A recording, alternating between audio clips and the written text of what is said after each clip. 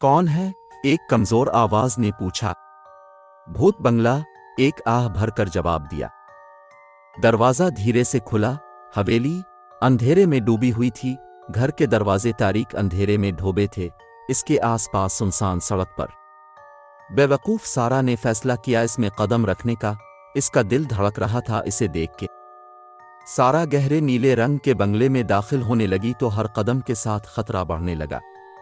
हुआ भारी हो गई और काले साए पुरानी दीवारों पर नाच रहे थे। अचानक एक खौफनाक आवाज सुनाई दी। इस आवाज से सारा कांप उठी। इसकी आवाज से सिसकियां सुनाई दे रही थीं जो हर तरफ से आ रही थी। घर की एक कहानी थी, एक दुख भरी कहानी जो उसके भूतों की कब्र बन गई थी। बहुत पहले की बात है कि यहाँ एक खानदान रहता था, लेकिन यह खानदान इस शैतान का शिकार बन ये शैतान दीवारों में रहता था। इस घर के हाल में इस खानदान की दुखी रूहें आज भी घूमती हैं, इस हर इंसान को तकलीफ देने के लिए जो इस घर में आएगा। सारा की टार्च कभी जल रही थी और कभी बज रही थी जब वो घर में भटक रही थी, अपने आप को बचाने की कोशिश करते हुए। दरवाजे इसे देखे बंद हो गए। इसे खाली घर में बंद कर दिया गया। दीवारें जिंदा हो गई, खौफनाक बातें कह रही थी। इसने एक छुपा हुआ कमरा ढूंढा जिसमें बहुत पुरानी चीजें मौजूद थी। हर गुजरते टाइम के साथ सारा ने महसूस किया कि कोई चीज उसके नजदीक आ रही थी, इसकी हड्डियां तक जा रही है। सारा की आंखों के सामने रूहें दिखाई दे रही थीं, उनकी खोखली आंखें उनके चेहरों में हरकत कर रही थीं। भयानक हाथ घूम रहे थे, उसको आंधीरों की गहराइयों में ले जाने की धमकियां दे रहे।